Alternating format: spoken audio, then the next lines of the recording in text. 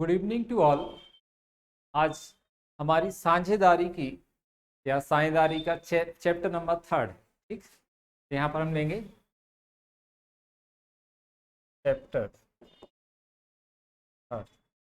इस साझेदारी का आपका चैप्टर 3 है और क्लास कौन सी आपकी फर्स्ट। हमने साझेदारी फर्म का पुनर्गठन कल कंप्लीट कर लिया है और आज हम एक नया चैप्टर चालू करते हैं जिसका नाम है नए साझेदार का प्रवेश। जब साझेदारी व्यापार करते हैं तो साझेदारी व्यापार में नया साझेदार जब आता है तो उसको हम क्या बोलते हैं, नए साझेदार का प्रवेश।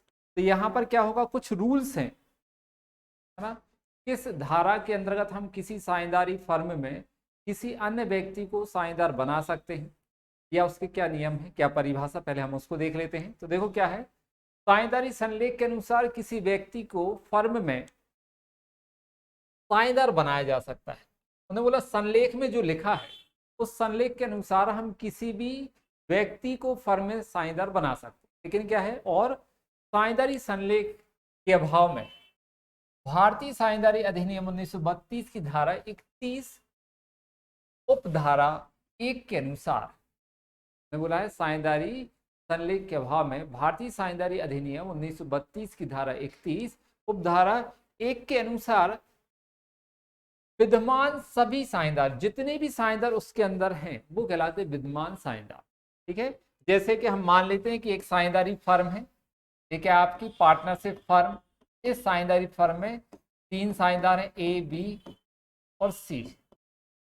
ए बी और सी, तो जो ए और बी और सी 3 साझेदार, ए कहलाते हैं विद्यमान साझेदार, मतलब वर्तमान साझेदार। ठीक है, तो विद्यमान सभी साझेदारों की सहमति से किसी व्यक्ति को फर्म में साझेदार बनाया जा सकता है। तो बोला साझेदारी संलेख के अभाव में भारतीय साझेदारी अधिनियम 1932 की धारा 31 और धारा 1 के अनुसार सभी साझेदारों की सहमति से किसी व्यक्ति को हम फर्म में साझेदार बना सकते हैं।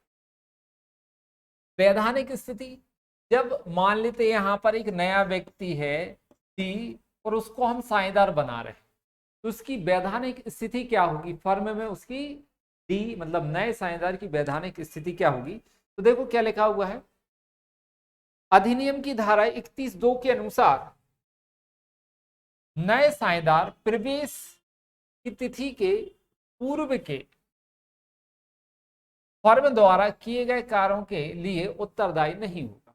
मतलब यदि साझेदार 1 जनवरी या मान लो 1 अप्रैल 2022 को डी जो है एबीसी के साथ में साझेदार बन रहा है, मतलब साझेदारी फर्म में प्रवेश ले रहा है, तो कब ले रहा है, 1 अप्रैल 2022 को मान लेते हैं। तो उन्होंने कहा है कि प्रवेश की तिथि के पूर्व के कार्यों के लिए उत्तरदायी नहीं होगा। मतलब 1 अप्रैल 2022 के पहले एबीसी ने जो काम किए हैं उनके लिए या उनका उत्तरदायित्व डी के ऊपर नहीं होगा, ऐसा कहा गया। और प्रवेश के पश्चात फर्म द्वारा किए गए सभी कार्यों के लिए उत्तरदायी होगा। अब 1 अप्रैल 2022 से लेकर जितने भी काम किए जाते हैं, मतलब डी के प्रवेश के बाद उन सभी कार्यों के लिए नया साझेदार डी भी उतने उत्तरदायी होगा जितना कि ए बी और सी 3 साझेदार। ठीक, इतना हमारा एक क्या दिया हुआ है, नए साझेदार की प्रवेश की कंडीशन के कैसे हम उसको प्रवेश दे सकते, धाराएं दी है ना। और भारतीय साझेदारी अधिनियम 1932 में क्या प्रावधान है, वैधानिक स्थिति क्या होती है, ठीक, उसकी फर्म में ये बता दिया गया है आपके लिए। तो बहुत सिंपल सा है। अब देखते हैं हम यहाँ पर नए साझेदार के प्रवेश के अभाव, है ना, आवश्यकता, मैंने बोला है नए साझेदार की प्रवेश की आवश्यकताएं या दशाएं, यहाँ आ गया है गलती से, वहां होना चाहिए। मैंने बोला नए साझेदार की प्रवेश की आवश्यकता या दशाएं, कहने का मतलब है कि हम क्यों किसी एक अन्य व्यक्ति को अपनी साझेदारी फर्म में प्रवेश दें या साझेदार बनाएं, क्या कारण है, क्या क्या दशाएं होती हैं, क्या आवश्यकता है, ये बता रहे हैं। ठीक, तो मान लेते हैं यहाँ पर जो अभी अपन ने देखा, एक साझेदारी फर्म है, इसमें ए बी और सी, तीन साझेदार है। नया साझेदार कौन है? डी, ए फर्म में प्रवेश ले रहा है। ठीक है, ए बी सी नए साझेदार डी को फर्म में प्रवेश दे रहे हैं। तो क्यों दे रहे हैं प्रवेश, क्यों उसको प्रवेश दिया जा रहा है? क्या आवश्यकता है कि हम एक व्यक्ति को और साझेदार फर्म में साझेदार बना रहे अपने साथ? आवश्यकता क्या है? तो उसकी आवश्यकता या दशाओं की हम बात कर रहे हैं। तो पहली देखेंगे यहां पर, व्यापार के विस्तार एवं विकास के लिए स्थायी पूंजी की आवश्यकता हो। हमने बोला व्यापार के विस्तार एवं विकास के लिए जब हमें स्थायी पूंजी की आवश्यकता हो और वर्तमान साझेदार, हमने बोला है, और वर्तमान साझेदार, जिस जगह इतनी खाली छूट गई है, उन्होंने बोला और वर्तमान साझेदार उसकी पूर्ति करने में असमर्थ हो, है ना। मतलब फर्म के लिए पैसा चाहिए हो, स्थायी पूंजी की आवश्यकता हो, और जो एबीसी तीन साझेदार हैं वो पैसा लगाने में असमर्थ हो, तब हम किसी व्यक्ति को साझेदारी फर्म में प्रवेश देते हैं। क्यों देते हैं? क्योंकि जब डी फर्म में आएगा तो वो अपने साथ में पूंजी का पैसा लेके आएगा। क्या लेके आएगा? पूंजी। जब नया साझेदार फर्म में प्रवेश करता है तो वो पूंजी का पैसा लेके आता है। ठीक है, अब ये जरूरी नहीं कि पूंजी लेके आएगा कि नहीं, ज्यादातर मैक्सिमम क्या होता है, पूंजी लेके आता है। लेकिन यदि साझेदार कभी कभी ऐसा भी कर सकते हैं कि किसी व्यक्ति को बिना पूंजी के भी फर्म में प्रवेश दे सकते हैं, वो उनका कुछ एक्स्ट्रा उससे कुछ सर्विस ले सकते हैं या कुछ विशेष क्वालिटी होगी शायद इस वजह से। तो अपन ये मान के चलते हैं कि जब नया साझेदार फर्म में प्रवेश लेता है तो वो क्या लेके आता है? पैसा। क्योंकि अभी हमारे क्या है आवश्यकता? पैसा, पूंजी चाहिए स्थायी। तो हम उसी व्यक्ति को साझेदार बनाएंगे जो हमें पैसा देगा। तो डी को साझेदार क्यों बना रहे हैं? क्योंकि फर्म को पूंजी की आवश्यकता है, स्थायी पूंजी की आवश्यकता, इसलिए वो साझेदार इसको बना रहे हैं। दूसरा, विशिष्ट ज्ञान, है ना, इन्होंने बोला विशिष्ट ज्ञान। फर्म को उचित रूप से संचालित या संचालन हेतु किसी विशिष्ट ज्ञान रखने वाले व्यक्ति की आवश्यकता हो, तो ऐसी विशिष्ट योग्यता रखने वाले व्यक्ति को साझेदार बनाया जा सकता है। इन्होंने बोला जब किसी फर्म में हमें किसी ऐसे विशिष्ट ज्ञान वाले व्यक्ति की आवश्यकता हो जो कि क्या हो, जो अपनी विशिष्ट योग्यता रखने वाले व्यक्ति को साझेदार, मतलब ने बोला है कि जब हमें किसी साझेदारी फर्म में किसी विशिष्ट ज्ञान को रखने वाले व्यक्ति की आवश्यकता हो तो हम ऐसे विशिष्ट ज्ञान रखने वाले व्यक्ति को फर्म में साझेदार बना सकते हैं। जैसे मान लो कि एक किसी व्यक्ति ने हॉस्पिटल खोली, ठीक है, अब वो चाहता है कि हॉस्पिटल जो है वो उनकी अच्छे से चले, लेकिन आप बताएं क्या डॉक्टर के बगैर हॉस्पिटल चल सकती है? एक डॉक्टर, दो डॉक्टर, बड़ी बड़ी हॉस्पिटलों में बहुत सारे डॉक्टर होते हैं। तो हमने क्या किया कि यदि डॉक्टर को हम हायर करते हैं, किराए पर लेते हैं, तो हम उनको सैलरी देना होती है। अब मरीज हो या ना हो, सैलरी तो उनको देना पड़ेगी मंथली। और जब हम किसी व्यक्ति को साझेदार बना लेते हैं तो हमें सैलरी नहीं देना पड़ती। यदि फर्म को लाभ होगा तो उनको लाभ मिलेगा, यदि फर्म को हानि होगी तो उनको हानि होगी। मतलब फर्म को सीधा सीधा जब पैसा मिलेगा तो उनको मिलेगा। लेकिन जब किसी को कर्मचारी रखा जाता है तो पैसा देना ही पड़ेगा 100%। तो जब हमें किसी व्यक्ति की विशिष्ट ज्ञान की आवश्यकता हो तो हम ऐसे ज्ञान रखने वाले, विशिष्ट ज्ञान रखने वाले व्यक्ति को फर्म में साझेदार बना सकते हैं। ठीक है, दूसरा कारण। अब तीसरा क्या दिया है?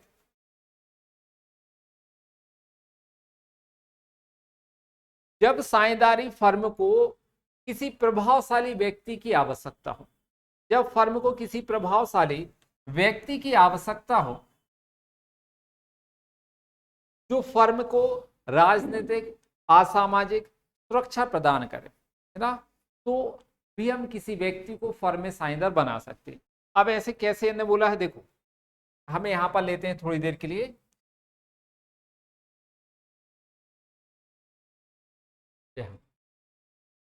मान लेते एक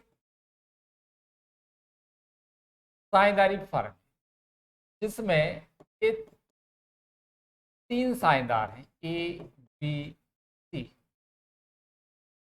अब ये लोग जो साझेदार हैं तीनों क्या चलाते हैं, रेस्टोरेंट चलाते हैं।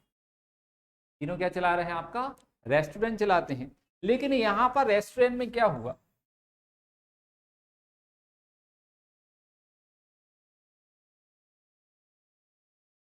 डेली ऐसे 8-10 व्यक्ति आते हैं और आपके यहाँ पर रेस्टोरेंट में खाना खा पी के जाते हैं, लेकिन पैसा नहीं देते।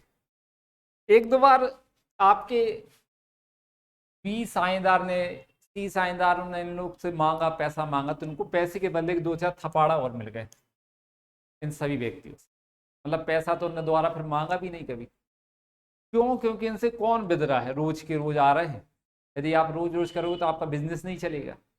तो ऐसी कंडीशन में इनने क्या किया कि यार इनसे कोई नहीं हो पाएगा, तो इनने क्या देखा कि ये व्यक्ति जो है वो किस ग्रुप के हैं। इन्होंने देखा कि ये एक ग्रुप है और उसका लीडर ये है।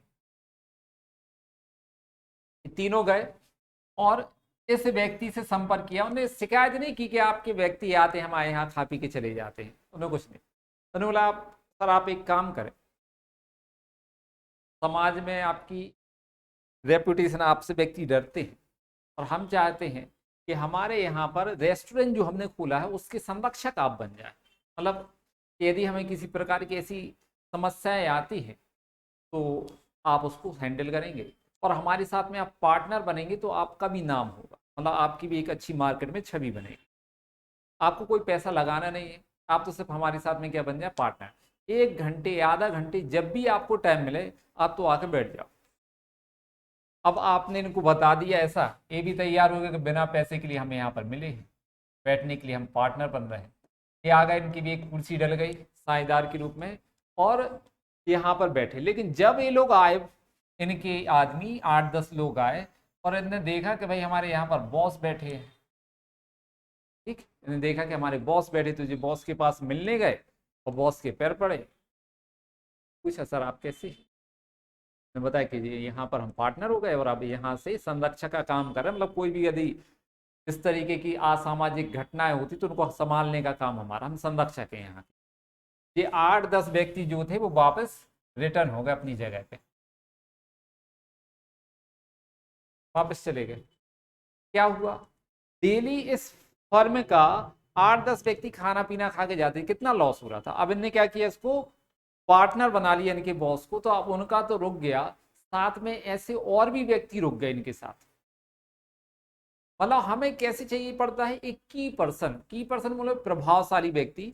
आप देखेंगे कि बड़े बड़े मंदिर होते हैं, बड़े बड़े ट्रस्ट होते हैं, उनमें क्या होता है कि जो राजनीतिक व्यक्ति होते हैं, राजनीतिक व्यक्ति, आप यदि पता करेंगे कभी किसी मंदिर की लिस्ट में, तो उस मंदिर की लिस्ट में हर मंदिर में आपको एक राजनीतिक व्यक्ति वहां पर मिलेगा, आपको संरक्षक, संरक्षक के नाम से मिलता है। क्यों बना लिया जाता है वहां पर संरक्षक, जबकि वो करते कुछ नहीं, उनको संरक्षक बना लिया जाता है। इसलिए यदि कभी उनके ऊपर समस्या आती है तो वो व्यक्ति किससे संपर्क करते हैं, वो उस संरक्षक से। पुलिस की समस्या है, कोई चोर उचक्कों की, गुंडों की समस्या है, कोई भी राजनीतिक व्यक्ति उन सब चीजों को संभालते हैं, उन्हीं को संरक्षक बना दिया जाता है। तो इनको क्या फायदा हुआ, एक की पर्सन मिल गया, प्रभावशाली व्यक्ति मिल गया।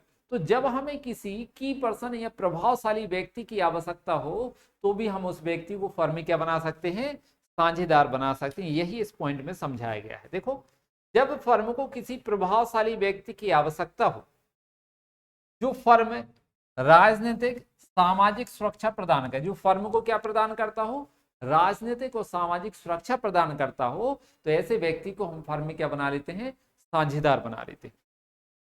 अगला पॉइंट, कर्मचारी को प्रोत्साहन देने हेतु, तो किसी कुशल कर्मचारी जिससे फर्म की लाभार्जन शक्ति में वृद्धि हो, मैं बोला किसी ऐसे कुशल कर्मचारी जिससे फर्म की लाभार्जन शक्ति में वृद्धि हो, उसको प्रोत्साहन देने के लिए हम फर्म में उसको साझेदार बना सकते हैं। अब कैसे हुआ, ने बोला कि मान लेते हैं यहां पर एक साझेदारी फर्म है, ए और बी उसमें साझेदार हैं। एक सी व्यक्ति क्योंकि 1980 से यहां पर काम कर रहा था, और वो भी कौन सा, क्लर्क या मैनेजमेंट, कोई भी काम, ठीक है, प्रबंध का या मैनेजमेंट का, मान लेते प्रबंध का काम कर रहा था ना, पूरी संस्था को देख रेख का काम कर रहा था, प्रबंध करना, मैनेजमेंट करना।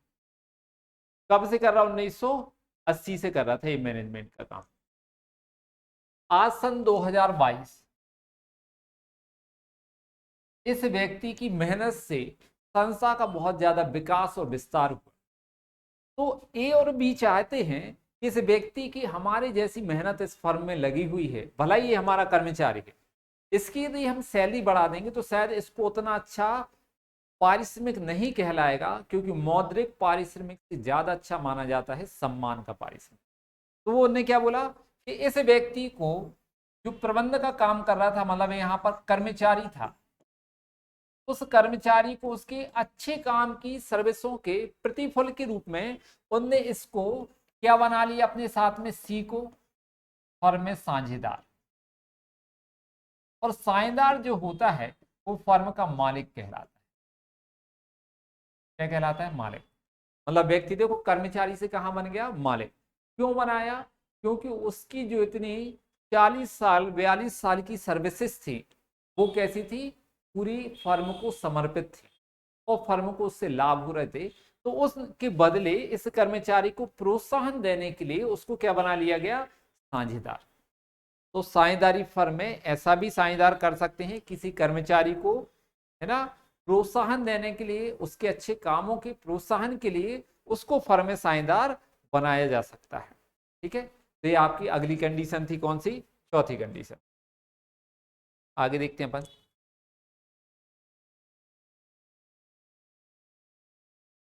तो यहां पर देखेंगे हम कि जब साझेदारी फर्म होती है, एक और चीज देखेंगे, ए और बी, एक हम नए व्यक्ति को जिसका नाम सी है, हम क्या कर रहे हैं, साझेदारी फर्म में क्या दे रहे हैं, प्रवेश। ये क्या बन रहा है, साझेदारी फर्म में साझेदार बन रहा है। जब कोई नया साझेदार फर्म में प्रवेश लेता है, वो क्या करता है, ऐसे 2 बैग भर के पैसा लेके आता है। क्या करता है, 2 बैग भर के पैसा लेके आता है। अब आपने देखा होगा ध्यान से कि यहां पर जो 2 बैग हैं, एक छोटा है और एक बड़ा है। ठीक, 2 बैग तो पैसा लेके आता, लेकिन इन 2 बैगों में एक छोटा एक बड़ा। जो वो बड़ा बैग में पैसा लेके आता है उसको हम बोलते हैं पूंजी। वो क्या कहलाती है, पूंजी। मतलब जो ज्यादा पैसा दे रहा है फर्म के लिए, वो ज्यादा अमाउंट क्या कहलाती है, उसकी पूंजी कहलाती है। और जो छोटी राशि वो छोटे बैग में लेके आया है उसको हम बोलते हैं ख्याति। ख्याति के लिए पैसा, हमने बताया ना कि वो 2 चीजों के लिए पैसा लेके आता है, एक तो पूंजी के लिए और दूसरा ख्याति के लिए।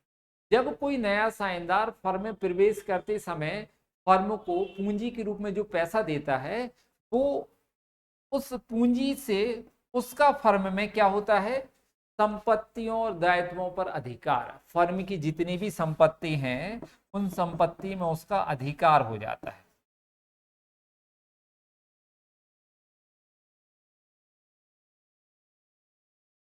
फर्म की संपत्तियों में क्या हो जाता है, उसका उस डेट से, उस दिनांक से फर्म की संपत्तियों में अधिकार हो जाता है ना। दूसरा, जो वो ख्याति के लिए पैसा देता है, तो ख्याति के लिए पैसा वो देता है फर्म के लाभ में हिस्सा पाने के लिए, फर्म के लाभ में हिस्सा। ठीक है, उन्होंने बोला साझेदारी फर्म में जो साझेदार को क्या देते हैं अपन, लाभ में हिस्सा दे। ख्याति का पैसा जो नया साझेदार लेके आता है वो किस लिए लाता है, जिससे उसको फर्म में क्या मिले, लाभ में हिस्सा प्राप्त हो। तो हमने बताया ना, जब नया साझेदार लेके आता है, नया साझेदार आता है तो फर्म में 2 चीजों के लिए पैसा लेके आता है, एक तो पूंजी के लिए और दूसरा ख्याति के लिए।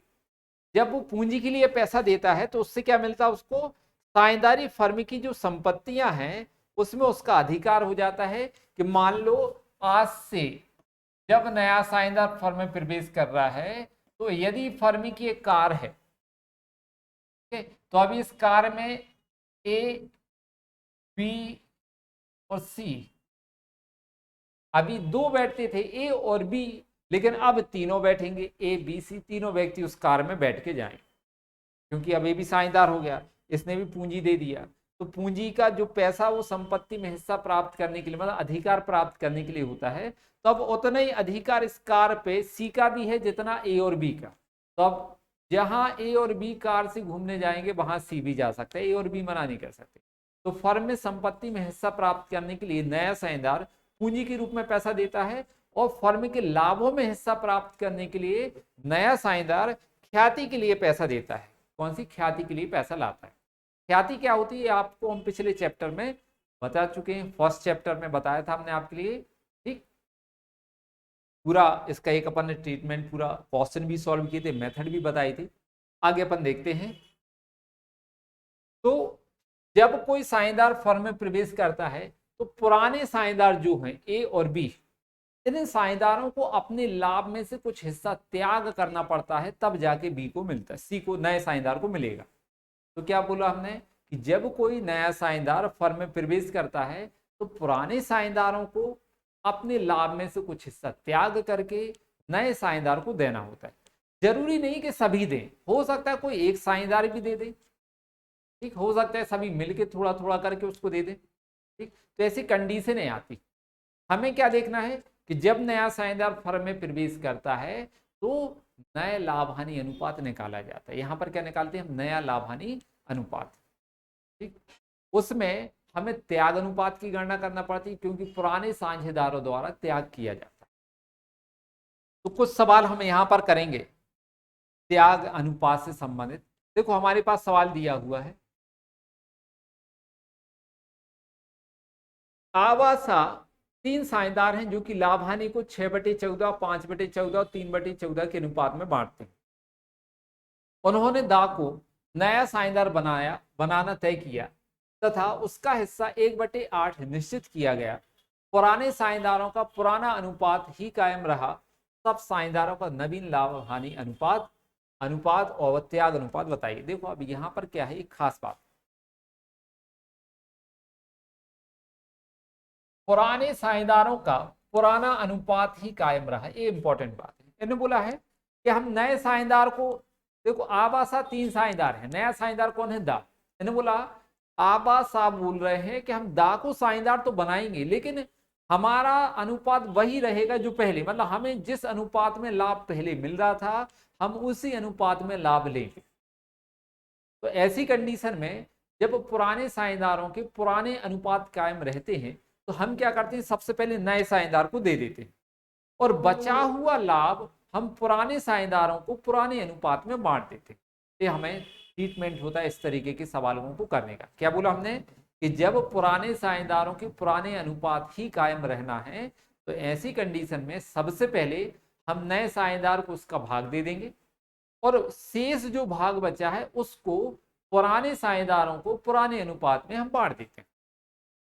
तो इससे क्या होता है, जो हमारा त्याग अनुपात निकलता है वह अनुपात भी पुराना अनुपात ही होता है, मतलब जो पुराना अनुपात है वही आपका त्याग अनुपात होगा।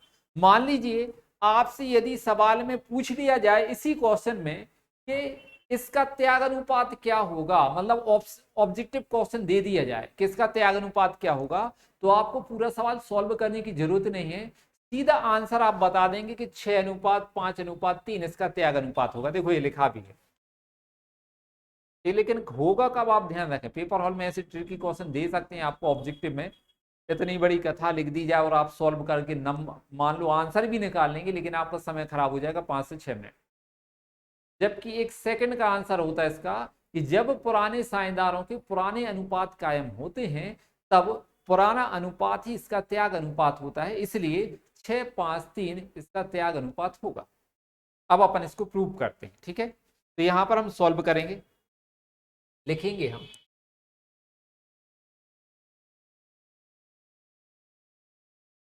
आ, बा तथा सा का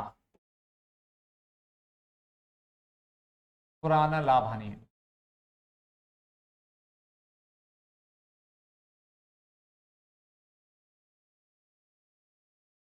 कितना है 6:5:3 ये दिया है। 6/14, 5/14, 3/14 ये अनुपात दिया। हमें क्या करना है अब, हम सबसे पहले हमने क्या बोला, जब पुराने साझेदारों के पुराने अनुपात रहते हैं तो सबसे पहले हम नए साझेदार को हिस्सा देते हैं। तो यहां लिखेंगे नए साझेदार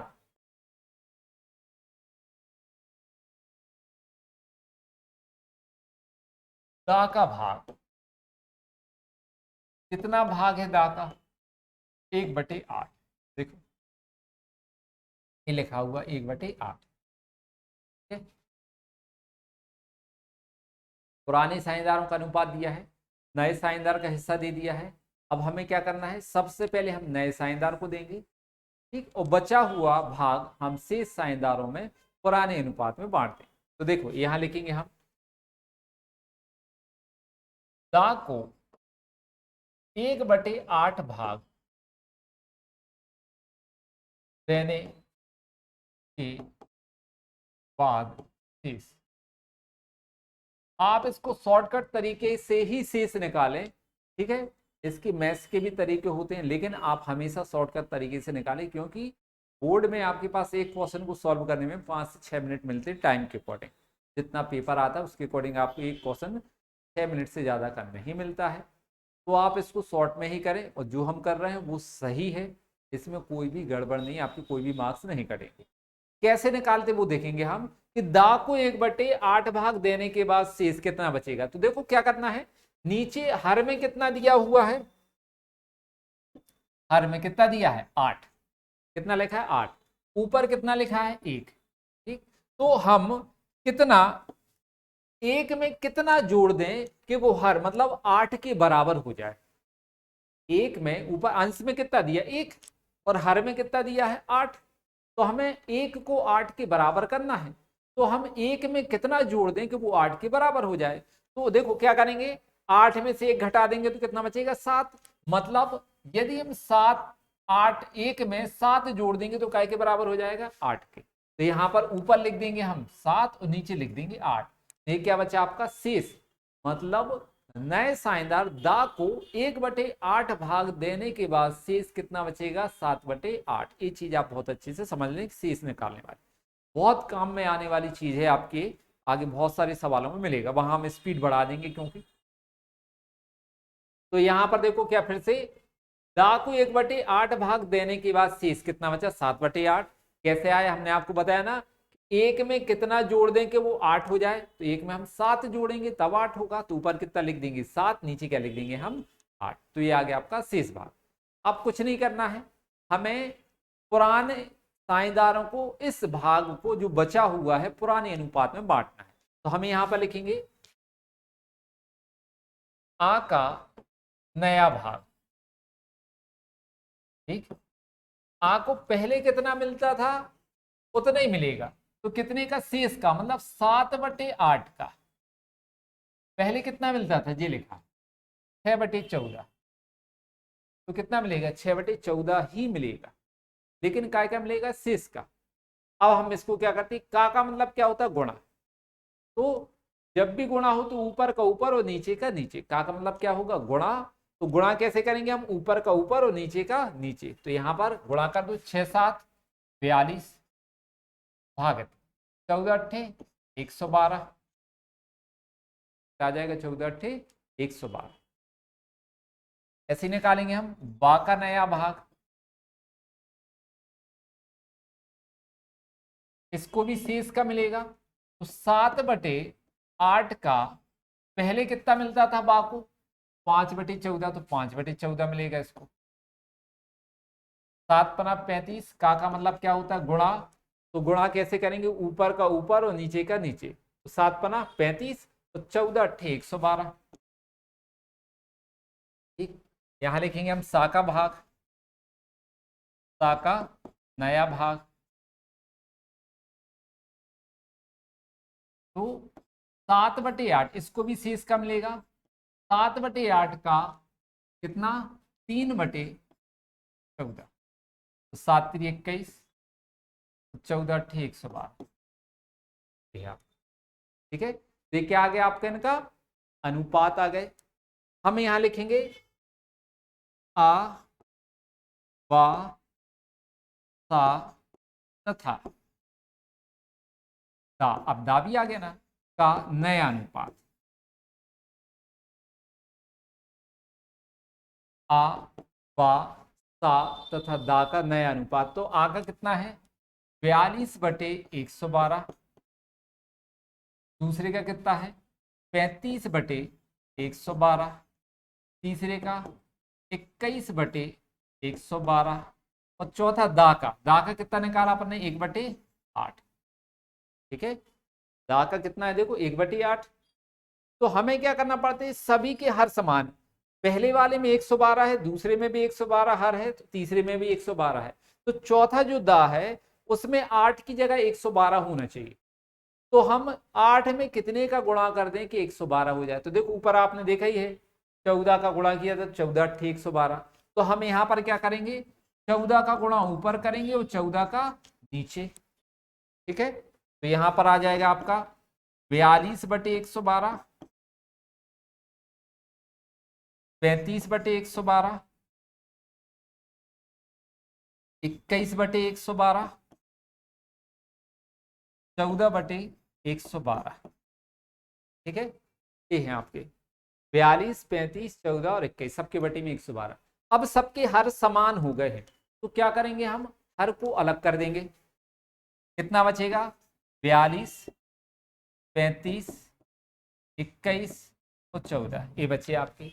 अब बताओ ये किसी संख्या से कट रहे हैं? हाँ कट रहे हैं। कितने से कट रहे हैं आपका देखो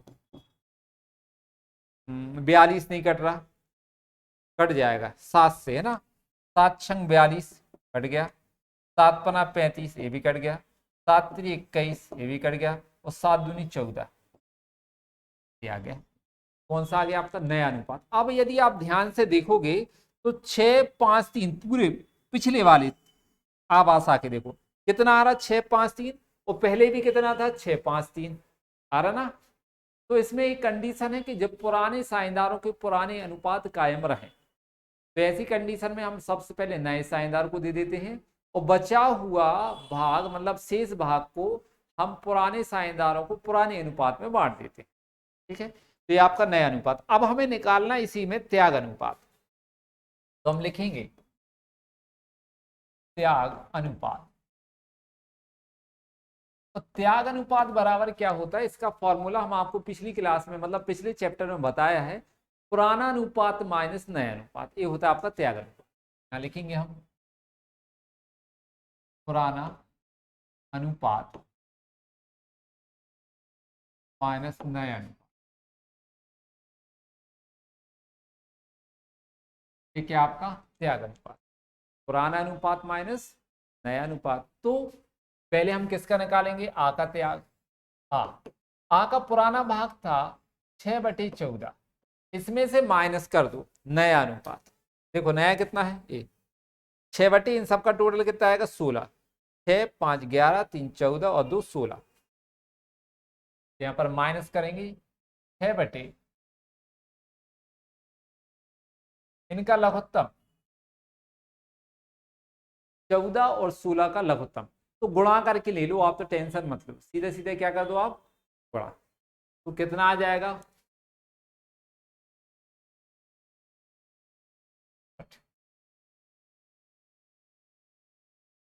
4 6 6 12 22 224 कितना आ जाएगा, गुणा कर देंगे 16 गुणा देंगे 14 कितना आएगा 224। जब भी हम गुणा करके लघुत्तम लेते हैं तो तिर्यक गुणा करते हैं, हमने आपको बताया पिछले चैप्टर में। तो 16 छंग 96, 14 छक्का 14 पंचे 70 और 6 कितना आ जाएगा 84। मतलब आ को पहले 96 भाग मिलते थे, अब कितना मिल रहा है 84, कम हो गया। कितना कम हुआ है घट गया 12। तो 12/224 जी के आ गया त्याग। और छोटा हो सकता है ना, यदि अपन काटेंगे तो बाद में काट लेंगे वो ज्यादा अच्छा है। बा का त्याग निकालेंगे, पुराना अनुपात बा का 5/14 और नया अनुपात है 5/16। कहाँ से आया 16 ये लिखा है नीचे, ए नया अनुपात 5, इन सब का टोटल कितना आएगा 16। इनका भी लघुत्तम हम लेंगे कितना 224, गुणा करके हमने लघुत्तम लिया है कितने का 14 और 16 का हमने गुणा किया 224। तो जब भी गुणा करके लघुत्तम लेते हैं तो हम तिर्यक गुणा करते हैं। 16 गुणित गए 5, 16 पंची 80, 14 गुणित गया 5, 14 पंची 70, कितने का अंतर आया 10, 10/224। मतलब पहले बाकुस 80 भाग मिलते थे, अब कितना मिला 70, कम हो गया मतलब त्याग। इसका त्याग कितना आएगा 10/224 आ गया 7 बराबर पुराना अनुपात है इसका 3/14, नया कितना 3/16। इनका भी लघुत्तम 16 गुणित 14 224, तिर्यक गुणा करो 16 × 48, 14 × 42, 7 को 48 भाग पहले मिलते थे और अब कितना मिल रहा है 42, तो क्या हो गए कम हो गया। इसका भी त्याग है कितना 6/224 त्याग। अब हम इसको और छोटा कर देंगे तो हम लिखेंगे आ वा तथा सा का त्याग। पहले का कितना है 12/224, दूसरे का 10/224, तीसरे का 6/224। हर सबके समान है, अलग कर दो 224 हम अलग कर देंगे सबके, क्योंकि समान है तो कितना बचेगा 12, 10, 6। अब और कट रहे हैं देखो 2 से कट रहे हैं ना, तो 2 × 12, 2 पंचे 10, 2 3 6, ये आ गया त्याग अनुपात। क्या आ गया आपका त्याग अनुपात। तो आप देखिए सवाल में आपसे पूछा गया था त्याग अनुपात भी बताना, तो सवाल में देखो त्याग अनुपात क्वेश्चन ही में दिया था, ये दिया है। हमने बताया था ना कंडीशन है, जब पुराने साझेदारों के पुराने अनुपात कायम हो या रहें तो फिर पुराना अनुपात ही उनका त्याग अनुपात कहलाता है। यदि ऑब्जेक्टिव में ये क्वेश्चन आएगा तो आपको 1 सेकंड में आंसर बन जाए, सॉल्व करने मत बैठना, ध्यान रखना कि जो पुराना अनुपात है वही आपका त्याग अनुपात होगा। क्योंकि देखो अपन को सॉल्व करने में कितना समय लगा, इतना पूरा सॉल्व किया, फिर उसके बाद ये सॉल्व किया, तब जाके त्याग अनुपात निकला। तो आप निकाल तो लोगे, लेकिन क्योंकि 1 नंबर का क्वेश्चन होता है ऑब्जेक्टिव, तो हम उस 1 नंबर के लिए अपने 5 मिनट या 6 मिनट खराब नहीं करेंगे, हम 1 सेकंड में उसका आंसर दे देंगे। आपको बस दिमाग में कंडीशन याद रखना है कि कंडीशन कौन सी है, ये कंडीशनों पर डिपेंड होती है। ठीक है, तो आशा करते हैं आपको एक क्वेश्चन समझ में आया होगा। अब देखो अगला क्वेश्चन भी है और इसके लिए हम कल करेंगे, आज हम क्लास यहीं खत्म करते हैं, बाकी कल देखते हैं इस क्लास में। Thank you.